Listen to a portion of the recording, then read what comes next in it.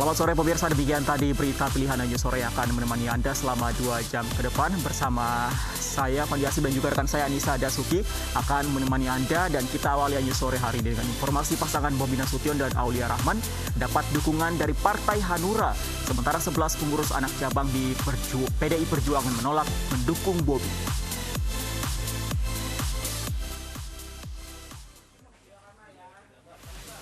Dukungan buat Bobi Nasution dan Aulia Rahman untuk bertarung di Pilkada Medan 2020 terus bertambah. DPD Partai Hanura Sumatera Utara menyatakan dukungannya kepada Bobi Aulia walau belum memberikan rekomendasi resmi. Pernyataan dari Ketua DPD Partai Hanura Sumatera Utara, Kodrat Syah, menutup spekulasi bahwa Hanura akan merapat ke barisan PKS dan Partai Demokrat untuk mendukung Ahyar Nasution.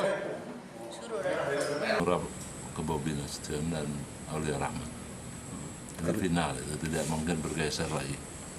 Saya melihat sosok Bobinya, karena di awal-awal saya sudah tahu bagaimana ini Bobi ini, bukan melihat dari latar belakang bahwa dia menantu presiden apa tidak.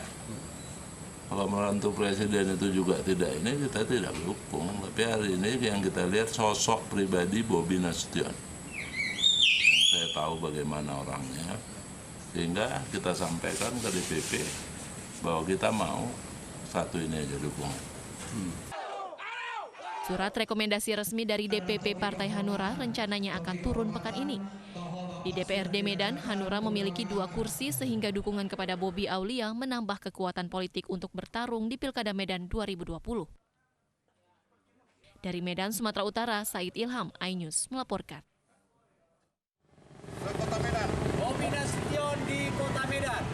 11 pengurus anak cabang atau PAC PDI Perjuangan menolak diusungnya Bobi Nasution oleh DPP PDI Perjuangan di pemilihan wali kota Medan 2020. Sebab mereka menyebut menantu Presiden Jokowi itu belum menjadi kader PDI Perjuangan.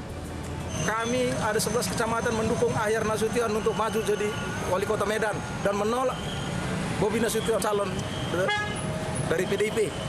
Alasan kami karena kami menganggap Bobi itu belum kader PDIP. Dalam aksi yang digelar di Jalan HM Joni Medan ini, 11 PAC menyatakan tetap mendukung Ahyar Nasution selaku petahana. Mereka juga mempertanyakan dicoretnya Ahyar Nasution dari rekomendasi PDI Perjuangan sebagai wali kota Medan. Karena Ahyar Nasution itu adalah murni seorang kader PDI Perjuangan. Dan partai PDI Perjuangan itu menganut ajas partai kader. Dan semua kader harus diprioritaskan. Kenapa Ahyar Nasution bisa dicoret dari rekomendasi? Ada apa? Sebelumnya Ketua DPC PDI Perjuangan Kota Medan Hasim menyatakan seluruh PAC PDI Perjuangan Kota Medan sudah solid untuk memenangkan Bobi Aulia di Pilkada Medan 2020. Namun pernyataan Hasim tersebut justru berbeda dengan yang disampaikan oleh 11 pengurus anak cabang PDI Perjuangan Kota Medan yang justru tetap mendukung Ahyar Nasution meski telah berpindah partai. Dari Medan, Sumatera Utara, Said Ilham, iNews melaporkan. Pemirsa, pilkada serentak kurang dari 3 bulan lagi, namun PDI Perjuangan belum memutuskan bakal calon wali kota yang akan diusung mereka di Surabaya. Di internal PDI Perjuangan muncul 3 formasi pasangan yang diduga akan direkomendasikan DPP PDI Perjuangan.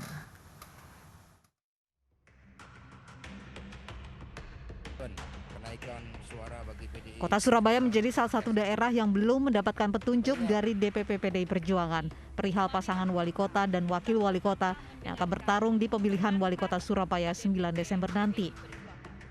Dalam pengarahan, Ketua Umum PDI Perjuangan tidak disinggung bakal calon wali kota yang akan diusung. Namun nama-nama sejumlah kader PDI Perjuangan sudah berseliweran di internal PDI Perjuangan, baik sebagai bakal calon wali kota maupun wakil wali kota. Di antaranya adalah putra sulung wali kota Surabaya Tri Risma hari ini, Fuad Bernardi, yang menyatakan siap dicalonkan dalam pemilihan wali kota Surabaya 9 Desember mendatang. Fuad yang juga menjadi ketua Karang Taruna Surabaya ini akan menjalankan amanah jika ditugaskan oleh partai. Meski demikian, Fuad cenderung memilih untuk dicalonkan sebagai wakil wali kota Surabaya. Ia pun telah menyiapkan tim relawan dari kaum milenial. DPP PDI Perjuangan sendiri menyatakan akan mengumumkan bakal calon wali kota Surabaya dalam waktu dekat berbarengan dengan Kabupaten dan Kota Bali. Badiklat PDI Perjuangan menyelenggarakan sekolah partai, sekolah para calon kepala daerah dan wakil kepala daerah angkatan kedua. Ini merupakan tradisi PDI Perjuangan. Karena oleh Ibu Megawati Soekarno Putri kita diingatkan bahwa pemilu kada bukanlah sekedar kontestasi demokrasi, tetapi pemilu kada menunjukkan tanggung jawab PDI Perjuangan bagi rakyat, bangsa, dan negara. Karena itulah sekolah partai ini dipersiapkan. Di kota Surabaya bermunculan tokoh-tokoh PDI Perjuangan yang disebut-sebut akan bertarung 9 Desember nanti. Sedikitnya ada 3 formasi pasangan yang telah muncul. Formasi pertama yaitu pasangan Wisnu Sakti Buwana Eri Cahyadi. Formasi kedua yaitu Eri Cahyadi Armuji. Dan formasi ketiga yaitu Wisnu Sakti Buwana Zahrul Asad Asumta atau Gus Hans. Sementara anak Risma Fuad Bernardi belum memiliki pasangan. Tidak hanya PDI Perjuangan, 8 partai lain yaitu PKB, PKS, P3, Partai Nasdem, Partai Golkar, Partai Demokrat, PAN, Partai Gerindra membangun aliansi untuk mencalonkan Mahfud Arifin yang disebut-sebut akan berpasangan dengan Mujiaman. Tim Liputan iNews melaporkan. Pemirsa, massa menggelar demonstrasi di depan kantor Bupati Mamasa, Sulawesi Barat menolak pertambangan unsur tanah jarang. Unjuk rasa sempat ricuh saat massa memaksa masuk ke kantor Bupati.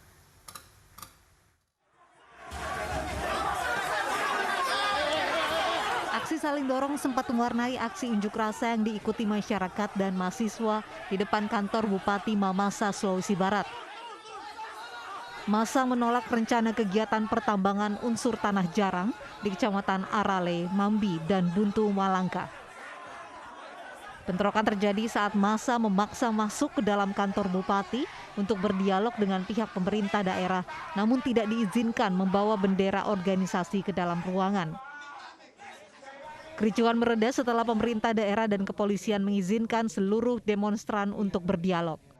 Pertambangan dinilai akan merusak lingkungan yang menjadi sumber mata pencarian warga. Terlebih lagi tanah yang akan dijadikan lokasi tambang diklaim sebagai tanah adat yang memiliki nilai historis dan kearifan lokal masyarakat setempat. Yang pertama yang paling penting bahwa di wilayah rencana tambang tersebut merupakan tanah adat. Tanah adat yang merupakan tanah leluhur yang harus kami sebagai generasi muda untuk menjaganya. Bahwa wilayah tambang itu berada dekat dengan pemukiman masyarakat. Setelah berdialog dengan warga, pemerintah daerah Mamasa akan mengkaji ulang rencana pertambangan dan dampaknya terhadap kerusakan lingkungan. Saat ini pertambangan sudah masuk dalam proses sosialisasi analisis dampak lingkungan. Supaya ini pihak tambang juga mengintrospeksi supaya melakukan perbaikan-perbaikan. Jika itu nantinya ini kantor baru akan merugikan rakyat, pihak pemerintah daerah juga dan DPRD tidak akan mentolerir itu. Ya. Unsur tanah jarang atau biasa disebut rare earth element adalah unsur yang berguna mulai dari kebutuhan industri keramik, pupuk, bahan bakar hingga nuklir. Dari Kabupaten Mamasa, Sulawesi Barat, Huzair Zainal, iNews melaporkan. Pemirsa, hari ini penyidik Bareskrim Polri mengagendakan pemeriksaan terhadap Jaksa Pinangki Sirna Malasari. Jaksa Pinangki diperiksa terkait aliran dana dari Joko Chandra. Pemeriksaan Jaksa Sirna Malasari dilakukan di Kejaksaan Agung Republik Indonesia. Jaksa Pinangki diperiksa terkait dugaan penerimaan gratifikasi dari Joko Chandra. Penyidik juga bakal memastikan kepada Jaksa Pinangki terkait data penerima aliran dana Joko Chandra yang diperoleh dari penyelidikan dugaan aliran dana dari Joko Chandra.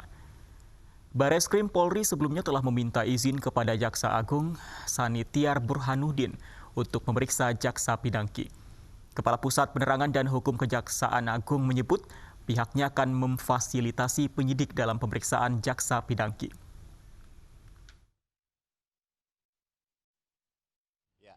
Tadi sudah saya sampaikan, izin sudah diberikan kepada penyidik Bareskrim. Maka kewenangannya ada pada penyidik Bareskrim. Kami memberikan fasilitas seluas-luasnya. Mau diperiksa di sini atau di mana, itu kami serahkan sepenuhnya kepada penyidik Bareskrim. Kalaupun di sini, tentu kami juga akan memberikan fasilitas untuk dilakukan pemeriksaan oleh penyidik Bareskrim. Sebelumnya pengusaha Tommy Sumardi juga diperiksa Bareskrim Polri dalam kasus dugaan penyuapan pencabutan Red Notice Joko Chandra Selasa lalu. Polisi memeriksa 3 tersangka dugaan suap penghapusan Red Notice Interpol atas nama terpidana korupsi Joko Chandra di gedung Bareskrim Polri. Ketiganya adalah pengusaha Tommy Sumardi sebagai tersangka pemberi suap, serta 2 petinggi Polri, Irjen Napoleon Bonaparte dan Brigjen Prasetyo Utomo sebagai tersangka penerima suap. Usai dicecar puluhan pertanyaan selama lebih dari 10 jam, para tersangka tidak ditahan polisi karena dinilai kooperatif. Bagian dari kerja rekan-rekan di Bareskrim yang sedang mengurai. Oke, terima kasih. Dan pemirsa, untuk mengetahui informasi terkait pemeriksaan Jaksa Pinangki Sirna Malasari pada kasus aliran dana Joko Chandra, kita bergabung dengan rekan Nadia Raisa dari Gedung Bundar Jampitsus Kejaksaan Agung Jakarta. Nadia, apakah pemeriksaan Jaksa Pinangki saat ini sudah dimulai?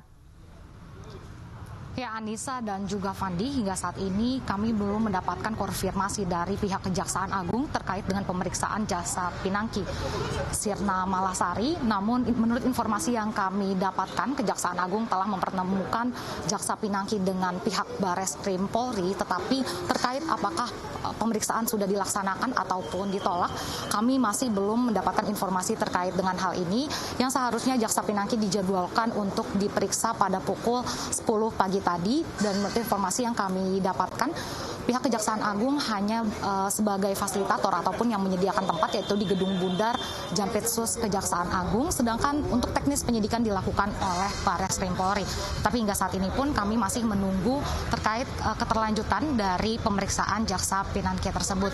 Dan pada konferensi pers yang digelar pada siang tadi, menurut Kepala Pusat Penerangan Hukum Kejaksaan Agung Hari Setiono, Kejaksaan Agung membantah adanya kekuatan besar yang melindungi Jaksa Pinangki terkait dengan kasus suap Joko Chandra.